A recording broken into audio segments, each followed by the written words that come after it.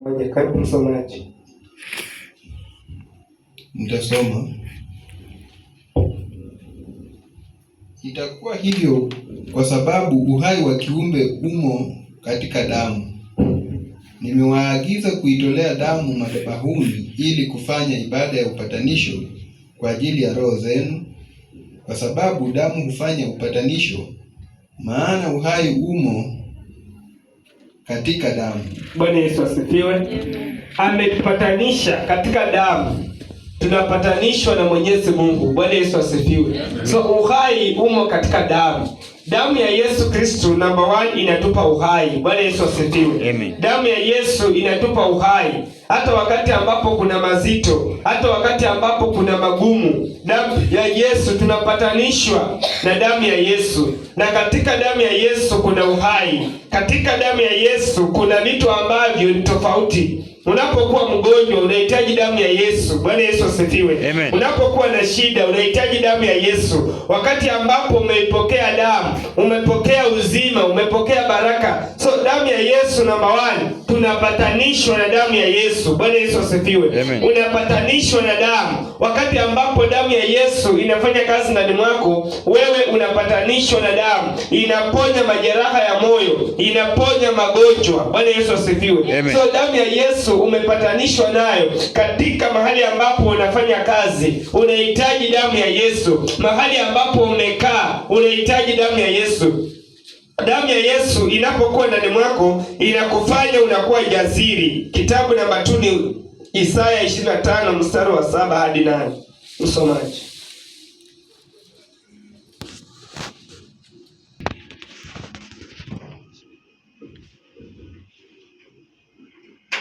Mstari wa 7. Katika mlima huu Mwenyezi Mungu ataondoa wingu la huzuni hilo kuwafunika watu wote, kifuniko cha uchungu juu ya mataifa yote. Tarudia tena mstari wa 7. Katika mlima huu Mwenyezi Mungu ataliondoa wingu la huzuni lililowafunika watu wote, kifuniko cha uchungu juu ya mataifa yote. 8. Bwana Mungu atakiangamiza kifo milele, atayafuta machozi katika nyuso za watu wote na kuwaondolea watu wake aibu duniani kote. Bwana Mwenyezi Mungu ametamka. Bwana Yesu asifiwe. Amen. Wakati ambapo Mungu damu yake imeshaondoa magonjwa, imeondoa maumivu, anafunga kila vifo katika maisha ya watoto wa Mungu. Bwana Yesu asifiwe. Amen. Anafunga kila majeraha. Anasema ya kwamba na ataondoa vifo. Ataondoa vifo vyote ambavyo shetani amesababisha katika maisha yetu. Bwana Yesu asifiwe. Amen. Unapokuwa katika damu ya Yesu, inapofanya kazi ndani mwako, namba 1 inaondoa vifo, inaondoa majeraha ambayo hayafai katika maisha ya utumishi, katika maisha ya watoto wa Mungu. Bwana Yesu asifiwe. Amen. Damu ya Yesu itaondoa vitu kama hizo. Atachukua kila kitu kibaya, iwe ni vifo, iwe ni mateso, ataondoa ndani mwetu. Bwana Yesu asifiwe. Amen. Anapoondoa, tunatumia damu ya Yesu. Unatumia damu ya Yesu kuondolewa katika misingi. Unatumia damu ya Yesu kuondolewa katika msukumo. Unatumia damu ya Yesu kuondoa kila vifungo vya laana. Waebrania 12 mstari wa 22 hadi 24. So cha muhimu ni kuelewa damu ya Yesu. Unapoelewa damu ya Yesu utajua ni nini ambacho damu ya Yesu inahitaji kufanya. Unapotumia damu ya Yesu kuna vitu ambavyo vinaondolewa katika maisha yako. Damu ya Yesu ilikuja kwa ajili ya kuondoa, ilikuja kwa ajili ya kuponya majeraha zetu, ilikuja kwa ajili ya kuondoa mambo ya vifo, ilikuja kwa ajili ya kuondoa laana. Tumia damu ya Yesu katika maisha yako yote. Tumia damu ya Yesu kwa ajili ya ukombozi. Tumia damu ya Yesu kwa ajili ya kuokoa nafsi. Tumia damu ya Yesu kwa ajili ya kusimama na kuelewa ya kwamba damu ya Yesu inaokoa, damu ya Yesu inaponya, damu ya Yesu inaondoa majeraha. Waebrania 12 mstari mdogo wa 22. Lakini nyinyi mmefika katika mlima Sioni, kwenye mji wa Mungu aliye hai. Mmefika Yerusalemu, mji wa mbinguni, ambapo wamekusanyika malaika kwa maelfu. 23. Mmefika kwenye kusanyiko kubwa la wazaliwa wa kwanza wa Mungu, ambao majina yao yameandikwa mbinguni. Mnasimama mbele ya Mungu aliye hakimu wa wote, na mbele ya roho za watu waadilifu waliofanywa wakamilifu. 24. Mmefika kwa Yesu ambaye ni mpatanishi katika agano jipya, na ambaye damu yake iliyomwagika inasema mambo mema kuliko ile ya Abeli. Bwana Yesu asifiwe. Amen. Bwana Yesu asifiwe. Amen. Damu ya Yesu inasema mambo mema kuliko ile damu ya Abeli. Bwana Yesu asifiwe. Amen. Tumia damu ya Yesu. Cha muhimu ni damu ya Yesu, inasamehe. Tumekusanyika katika kusanyiko kubwa, tumekusanyika katika kusanyiko ambalo damu ya Yesu inafanya kazi. Bwana Yesu asifiwe. Damu ya Yesu inaokoa. Utatema hiyo kitu unatafuna. Bwana Yesu mingi inafanya kazi kwa wale ambao wataitii hiyo damu. Bwana Yesu asifiwe. Damu ya Yesu inaokoa nafsi. Damu ya Yesu inaponya mioyo. Angalia damu inasema kana vizuri ya kwamba damu ya Abeli haihusiani na damu ya Yesu. Bwana Yesu asifiwe. Damu ya Yesu inaokoa, damu ya Yesu inaponya, damu ya Yesu inatetea kwa ule mtu ambaye anafahamu uzito wa damu. Bwana Yesu asifiwe. Kuna watu ambao hawafahamu uzito wa damu. Majaribu yakija yanapita na nyinyi, lakini damu ya Yesu iliyomwagika msalabani, hautaforsiwa kufanya kazi ya Bwana, hautaforsiwa kufanya kitu chochote, kwa sababu damu ya Yesu iko ndani mwako, na hii damu ina ujasiri, hii damu inainua, hii damu inasamehe. Unahitaji damu ya Yesu katika shughuli zako zote. Unahitaji damu ya Yesu katika kuguza majeraha ya moyo. Bwana Yesu asifiwe. Amen. Tumia damu ya Yesu. Damu ya Yesu itakulinda kila wakati. Damu ya Yesu itakuokoa. Maana damu ya Yesu ilikuja, malaika wamekusanyika kwa ajili ya msamaha. Malaika wamekusanyika kwa ajili ya msamaha wa dhambi, zile dhambi ambazo zimetukumba. Lakini damu ya Yesu ile imeingia kwa ajili ya kuosha, imeingia kwa ajili ya kusafishwa. Tumia damu ya Yesu katika maisha yako ya kawaida. Tumia damu ya Yesu katika kazi yako. Tumia damu ya Yesu katika ndoa yako. Bwana Yesu asifiwe. Amen. Kitabu cha waraka wa kwanza wa Yohana mstari wa 5:4 hadi 6.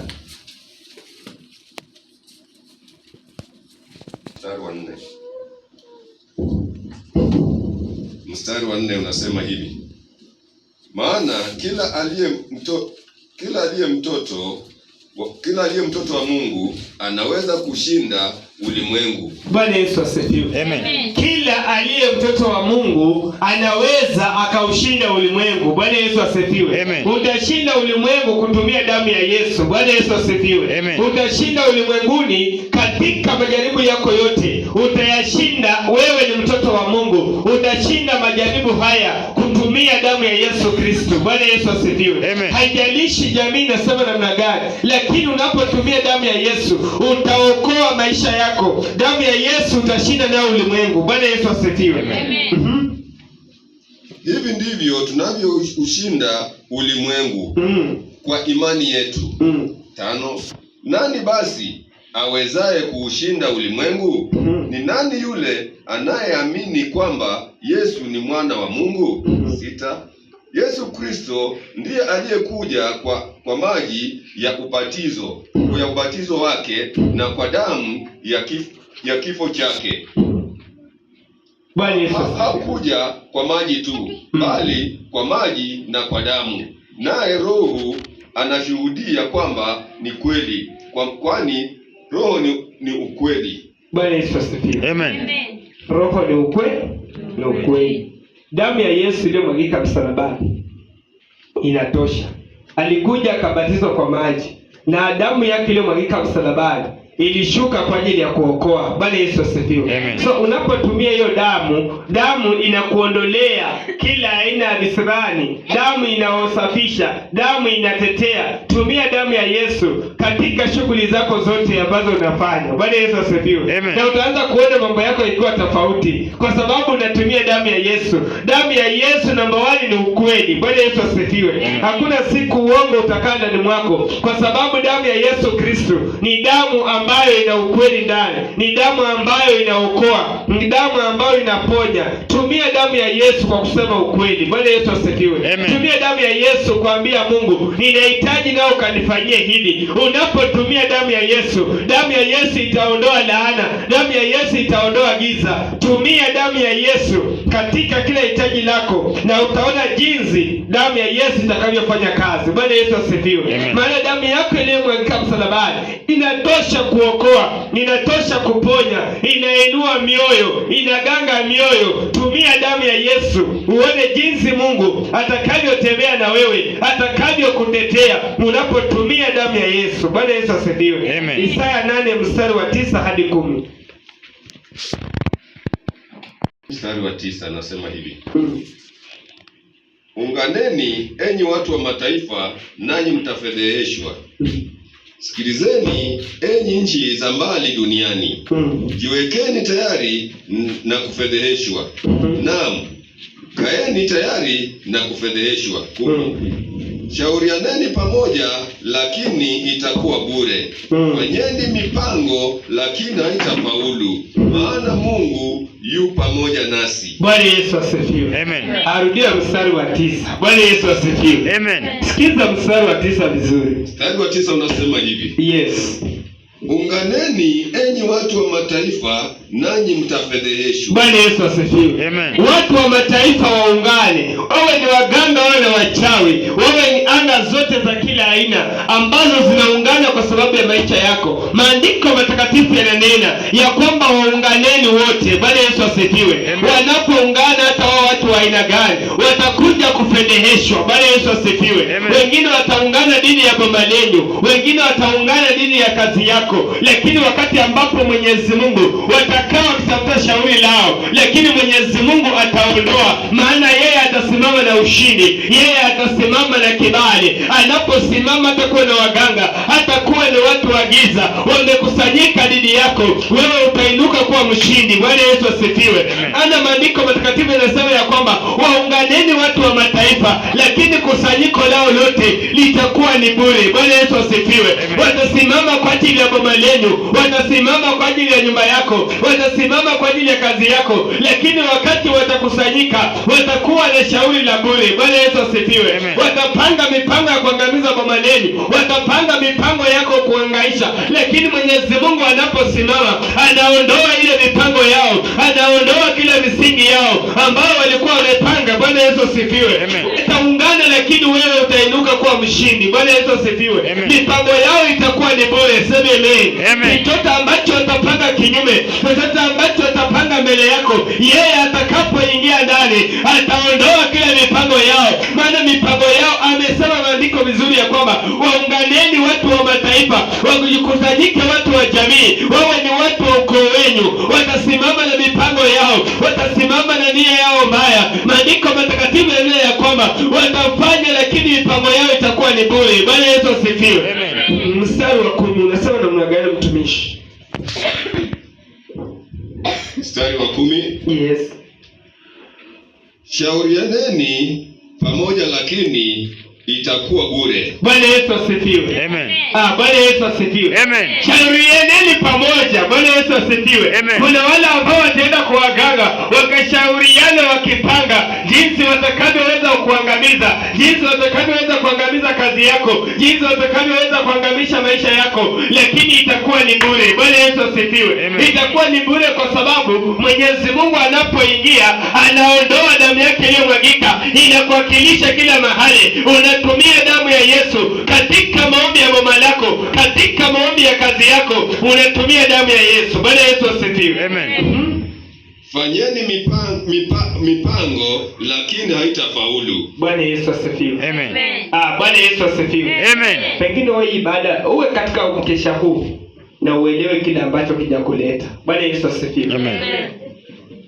I think ni miaka 4 tangu tufungue hili kanisa, sijawahi kuhubiri kupanda kuhusu damu ya Yesu. Bwana Yesu asifiwe. Amen. Na kama umeingia hapo kusema kwamba acha tu niende, utatoka hapa kama hii damu ijakufanyia kazi. Bwana Yesu asifiwe. Amen. Maana maandiko yanasema vizuri ya kwamba kusanyikeni, itaneni watu mkuje wengi, lakini kila mipango yao itakuwa ni bure. Bwana Yesu asifiwe. Amen. So simama ukielewa damu ya Yesu imekuja kwa ajili ya kuokoa. Damu ya Yesu imekuja kwa ajili ya kutetea. Na wakati hiyo damu imeshuka kutetea, unahitaji ukuwe mjasiri, unahitaji ukuwe na nguvu za kusimama na kubishana na shetani na kuondoa nguvu za giza na kuruhusu damu ya Yesu ifanye kazi. Bwana Yesu asifiwe. Amen. Fanyeni mipango lakini haitafaulu, maana Mungu yu pamoja nasi. Bwana Yesu asifiwe. Amen. Mungu yu pamoja nasi.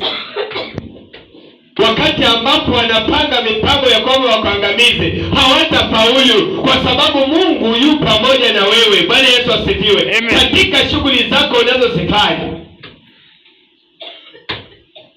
Mungu yu pamoja na wewe. Bwana Yesu asifiwe. Amen. Na siku mtajua umuhimu wa Mungu, mtakuwa washindi. Saa 3 imefika hapa, mimi nilikuwa nalilia Mungu. So yenu hayaandamani na vile Mungu anataka. Ndio maana unaomba shida moja, Mungu analeta ingine. Shetani analeta ingine. Unaomba, shetani analeta ingine, kwa sababu wewe unaomba but hujai achilia damu ya Yesu ifanye kazi ndani. Hata kuna wachungaji hata hapa wako, they don't understand the power of blood. Bwana Yesu asifiwe. Amen. Damu ina nguvu. Na kama hautaelewa umuhimu wa damu ya Yesu, utaomba amini Mungu anijibu, utaomba Mungu akujibu. No, Mungu anakusikiliza, lakini the problem you have, you don't understand the power of blood. Namba 2, jinsi ya kutumia damu ya Yesu katika maombi. Bwana Yesu asifiwe. Zaburi 142 mstari wa 6.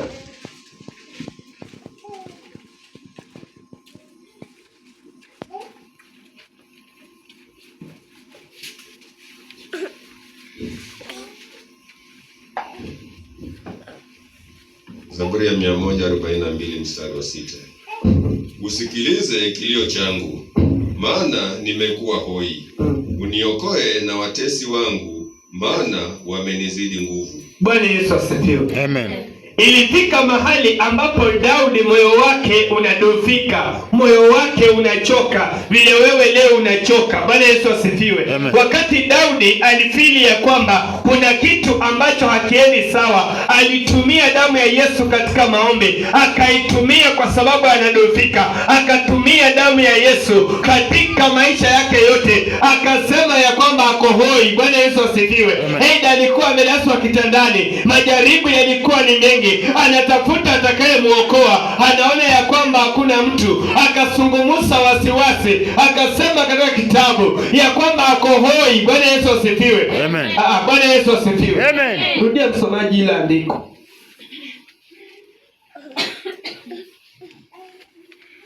Mstari wa 6 na Zaburi 142. Yes.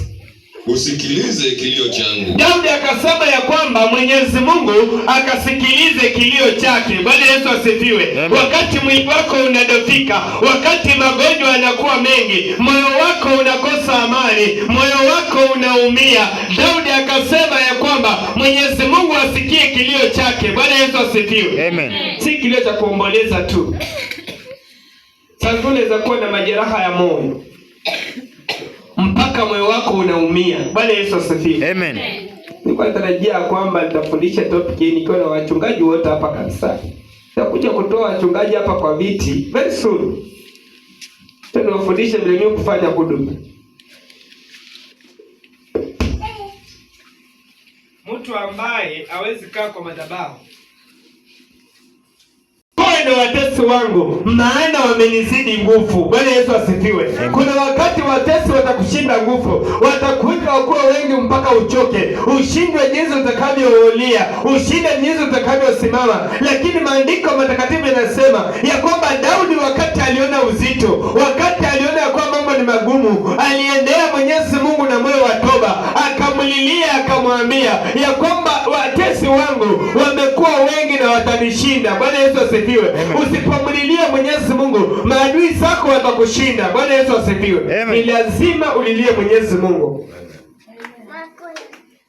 Wakolosai 1:13 hadi 14. Wakolosai mlango wa kwanza mstari wa 13.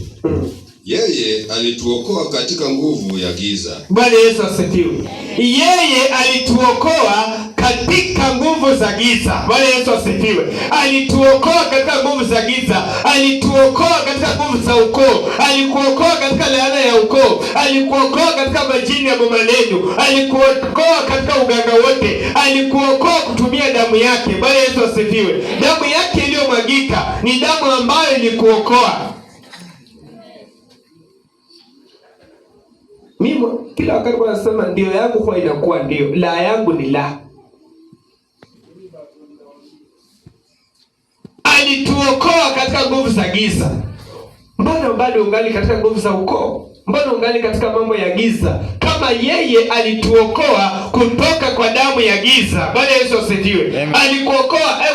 Kuna walevi ambao babu yake alikuwa mlevi. So watu wanapeana example na wewe ambaye leo hii unahitaji ubadilishe maisha ya kweli. Wewe ndiye ambaye unapeana example. Bwana Yesu asifiwe. Alikuokoa katika damu ya giza. Alikuokoa katika maneno ya ukoo. Kuna laana ambayo watu kutokuoleka. Wewe bado Mwenyezi Mungu alikuokoa, lakini unaendelea kurudi katika msingi hiyo. Bwana Yesu asifiwe. Toka katika vifungo kama hizo. Simama na Mungu naye Mungu akuokoe. Achana na vitisho ambavyo havifai. Achana na vitu ambavyo havina maana. Tumia damu ya Yesu katika ukombozi wako. Bwana Yesu asifiwe. Katika ndoa yako, katika nyumba yako, katika shughuli zako, tumia damu ya Yesu ikakuokoe katika vifungo vya ukoo. Bwana Yesu asifiwe. Amen. Akatuleta salama katika ufalme wa mwanae mpenzi. Yes. 14. Kwake yeye tunakombolewa.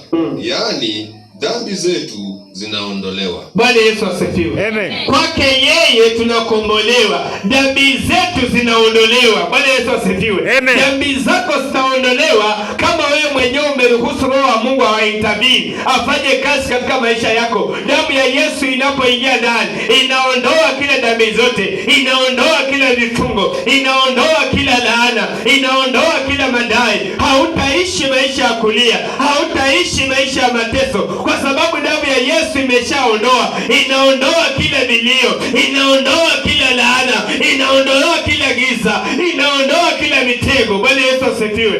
Damu ya Yesu ni damu ya dhamana katika maisha yako. Bwana Yesu asifiwe. Amen. Yeah.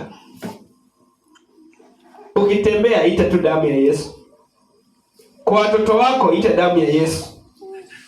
Sasa si wakati wa kusinzia dada, ni wakati wa kusikiliza neno ili damu iende iokoe familia zetu. Bwana Yesu asifiwe. Amen. Kwa sababu damu ya Yesu ilikuja kuponya. Inaondoa kila aina ya mikosi mibaya, inaondoa kila laana zote, inaondoa kila giza, inaondoa kila uganga. Tumia damu ya Yesu katika kila jambo unalolifanya na utaona ushindi kila wakati. Bwana Yesu asifiwe. Amen. Namba 3, jinsi ya kutumia damu ya Yesu katika maumivu. Uko na maumivu yanakutesa moyo, tumia damu ya Yesu. Bwana Yesu asifiwe. Amen. Karibu msomaji. Kitabu ni Isaya 53 mstari wa 4. Mwingine afungue Zaburi 147 mstari wa 3. Hata hivyo alivumilia machozi yetu na kubeba huzuni zetu. Sisi tulifikiri amepata adhabu, amepigwa na Mungu na kuteswa. 5. Bwana Yesu asifiwe. Amen. Rudia mstari wa 53 mstari wa 4. Mstari wa 4 narudia. Hata hivyo alivumilia machozi yetu. Hata hivyo alivumilia machozi yetu. Bwana Yesu asifiwe. Amen. Wakati ambapo unateseka, wakati ambapo unaumia, wakati ambapo unahangaishwa, Mwenyezi Mungu anavumilia hayo. Bwana Yesu asifiwe. Amen. Machozi yako. Anavumilia uchungu wako. Tulidhani ya kwamba amefanya nini? Hata hivyo alivumilia machozi yetu. Hata hivyo alivumilia machozi yetu. Na kubeba huzuni zetu. Na akabeba huzuni yetu. Sisi tulifikiri amepata adhabu. Sisi tulifikiria ya kwamba yeye amepata adhabu. Amepigwa na Mungu na kuteswa. Alipigwa na Mungu na kuteswa. Bwana Yesu asifiwe. Amen. Wengine tunafikiria hivi. Watu unapojaribiwa, majaribu yanapokuwa, wengi wanaona kwamba wewe umepigwa na Mungu. Bwana Yesu asifiwe. Amen. Majaribu yakiwa, ndio maana shetani, kazi ya shetani ni kusunguka akitafuta jinsi atakavyoweza kukuhukumu. So kila wakati kaa chini, tafakari, weka kwa akili ya kwamba hata wewe unahitaji. Unajua, wacha kuwa tu kama mtu ambaye hauko kwa dunia, yaani wewe uko tu. Majaribu yakikuja yanapitanga tu na wewe. Wakitafuta ni sababu wanaanza tu na wewe. Tafuta Mungu, ambia Mungu ya kwamba uliteswa ukapigwa mijeledi kwa sababu ya dhambi zangu, nahitaji unitumie. Na this altar, narudia kila wakati, madhabahu hayapiganii mtu ambaye hawezi kuyatolea kitu.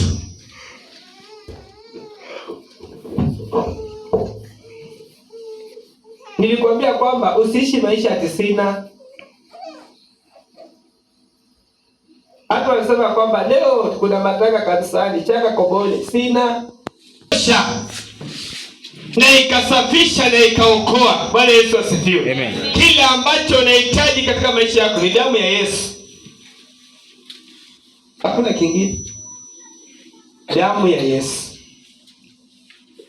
Aliona uchungu wetu, akaona tunavyojaribiwa, akaona tunavyohangaishwa, ndiposa akaleta damu yake. Aliteswa msalabani, akakufa kwa ajili ya dhambi zetu. Wakati aliteswa akahangaishwa, ndiyo damu ya Yesu ikaingia ndani na ikasafisha nafsi zetu na ikasafisha mioyo zetu. Bwana Yesu asifiwe. Amen. Hiyo ndio damu ya Yesu inayofanya kazi.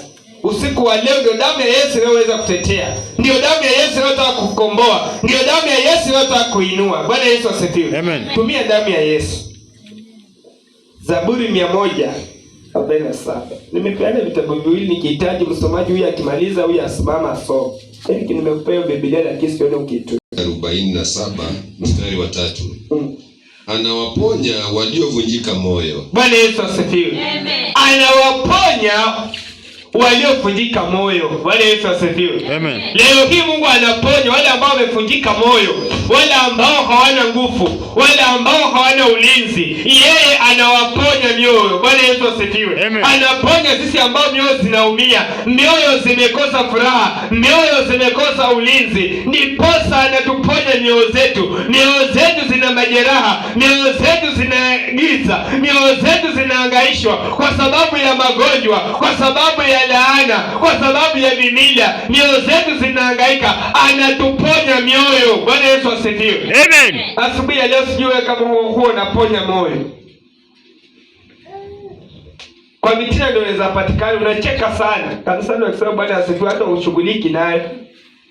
Naoneanga huruma. Simama na Mungu ukaone jinsi atakavyosimama na wewe, maana ametuondoa katika mitego, ametuondoa katika giza. Tunaruhusu neema itembee. Neema inapotembea inaondoa laana, inaondoa giza. Bwana Yesu asifiwe. Amen.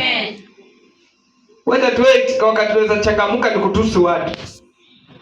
Ponya waliovunjika moyo. Anatuponya sisi ambao tumevunjika moyo Na kuwatibu majeraha yao. Anatutibu majeraha yetu. Bwana Yesu asifiwe. Amen. Sema amen. Amen. Bwana Yesu asifiwe. Amen. Anatuponya majeraha yetu. Umekuja uko mgonjwa, kubali Mungu akuponye majeraha.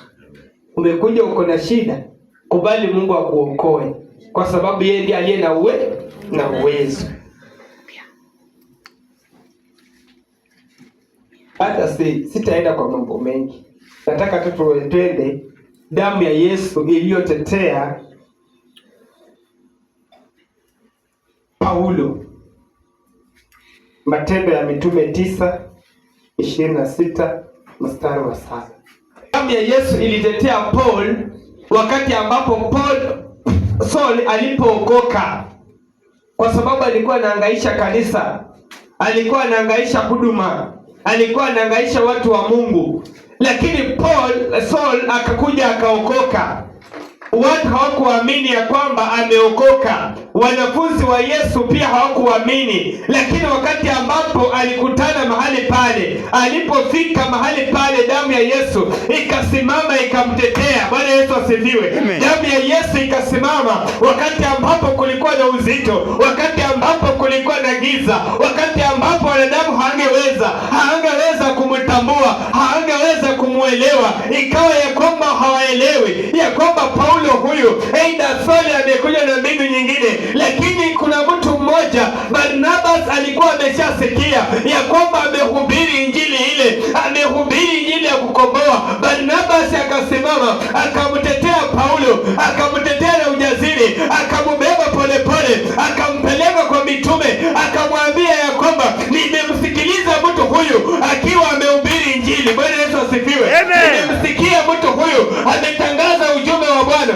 Tumia damu ya Yesu kukuwakilisha. Bwana Yesu asifiwe. Damu ya Yesu itakutetea mahali ambapo haungeweza. Bwana Yesu asifiwe. Amen. Hiyo si amen ya watu wakaapa kanisani. Bwana Yesu asifiwe. Amen. Wewe tumia damu ya Yesu na huruma yenye uko nayo. Watu watoke huko nyuma, watu wakae viti za mbele hapa.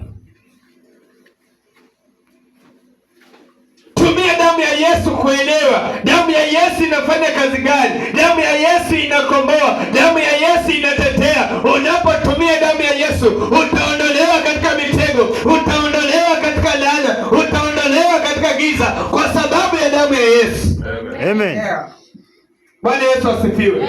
Achana na vitisho vya wanadamu, achana na maneno ya wanadamu. Tumia damu ya Yesu katika ofisi yako, tumia damu ya Yesu wakati mashahidi wa giza wamesimama na madai, wamesimama na giza, wamesimama na uganga, wamesimama na uchawi. Tumia damu ya Yesu, itakuwakilisha hata wakati babu zako hawakuwa wanakana wanawake. Unapotumia damu ya Yesu itafanya utaishi na amani. Amen. Bwana Yesu asifiwe. Wengine wanatumia damu ya Yesu wasioielewa, lakini tumia damu ya Yesu katika mahali ambapo haungeweza ukasimama, haungeweza ukaeneza. Unapotumia damu ya Yesu inakuondolea vifungo, inakuondolea laana, unakutana na baraka kwa sababu damu ya Yesu imesimama kukutetea. Amen. Wacha kutumia vitu zingine. Wacha kutumia maneno ambayo hayafai. Wewe alika damu ya Yesu usiku wa leo na kutangazia. Utakaposimama, ambia Mwenyezi Mungu ya kwamba inahitaji damu yako katika boma letu, inahitaji damu yako katika ndoa yangu, inahitaji damu yako. Bwana Yesu asifiwe. Amen. Wacha kujishikashika mashafu ni kama wewe ukiambia Mungu ya kwamba mimi katika boma langu ninahitaji Yesu mfalme, ukanifungulia maisha yangu. Damu ya Yesu iliyomwagika inatosha kuongoza barabarani, utatembea salama. Ndiposa wale wa Israeli walipokuwa Mwenyezi Mungu anataka kuangamiza watu, anataka kuangamiza wana wa Misri, aliwaambia wale wa Israeli ya kwamba pakeni damu katika milango zenu, nao wana wa Israeli hawakuangamia. Wewe tumia damu ya Yesu inayookoa, inayosafisha, inaondoa roho za giza, inaondoa roho za laana. Damu ya Yesu inafungua, damu ya Yesu inainua. Amen. Wachana hizi vitu ambavyo mko ndani. Tumia damu ya Yesu. Katika kazi yako tumia damu ya Yesu. Katika ndoa yako tumia damu ya Yesu. Mahali ambapo kuna huzuni, wewe tumia damu ya Yesu. Unajua mimi kuna neema Mungu alinijalia moja. Patie maiki ingine.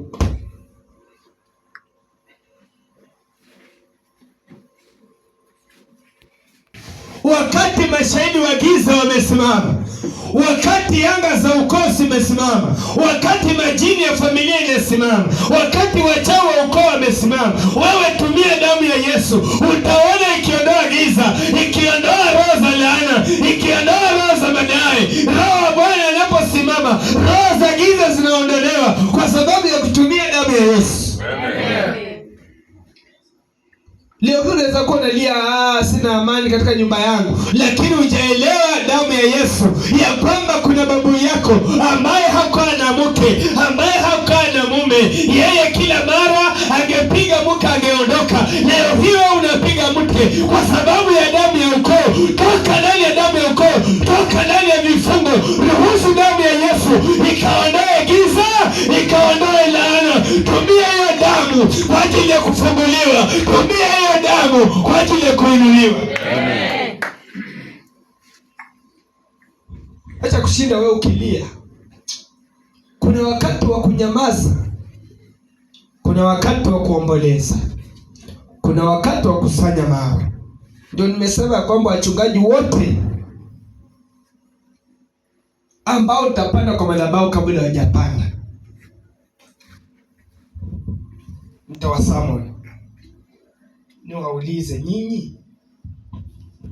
Kwa Mitume mlango wa 9 mstari wa 26. Saulo alipofika Yerusalemu alijaribu kujiunga na wale wanafunzi, lakini wote walimwogopa. Hawakuweza kuamini kwamba yeye amekuwa mfuasi. 27. Hapo Barnaba alikuja akamchukua Saulo, akampeleka kwa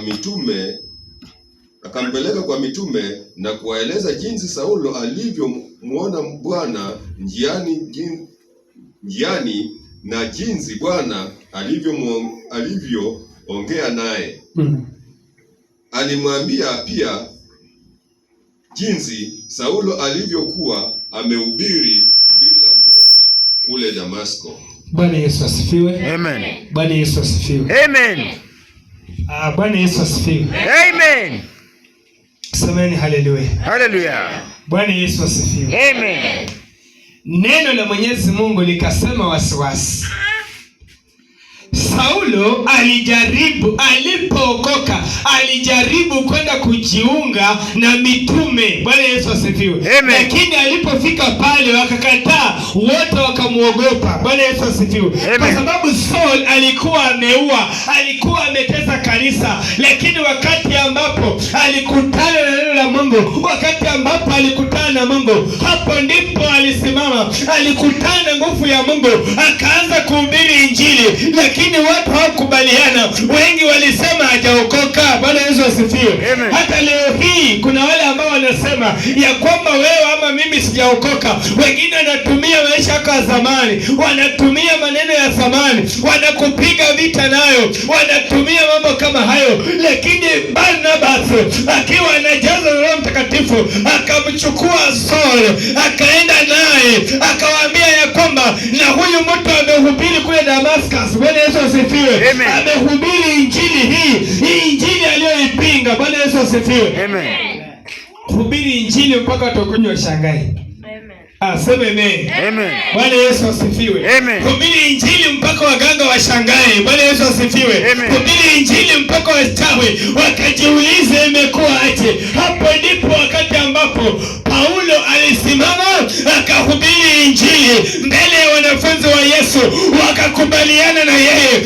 Unapoendelea kusoma unapata ya kwamba katika mstari wa 9 wa Matendo ya Mitume, ukiendelea pale chini, inasema ya kwamba alihubiri Injili. Alipohubiri Injili wakapanga njama ya kumuua, lakini wanafunzi wale wakagundua njama ile, wakamuokoa, wakamtoa katikati yao. Amen.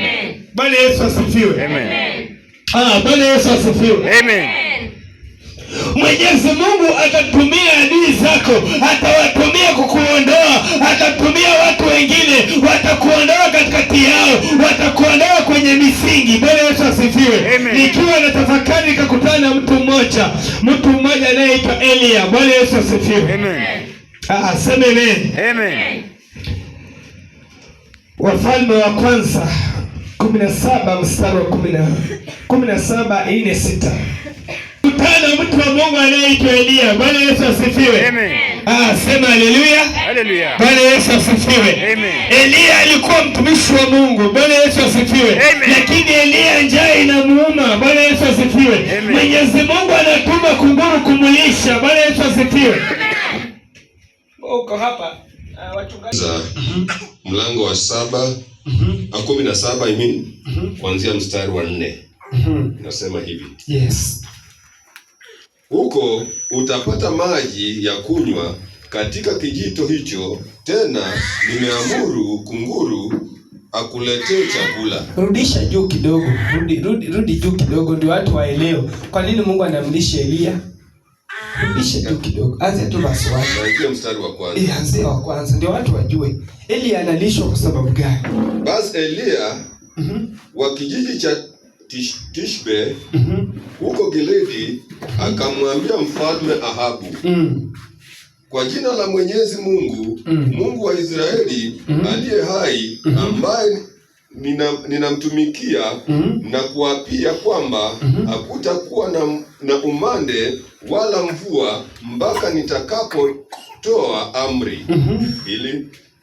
Kisha neno la Mwenyezi Mungu lilimjia Elia, ondoka hapa uelekee mashariki, ukajifiche penye kijito cha Kerithi kilicho mashariki ya mto Yordani.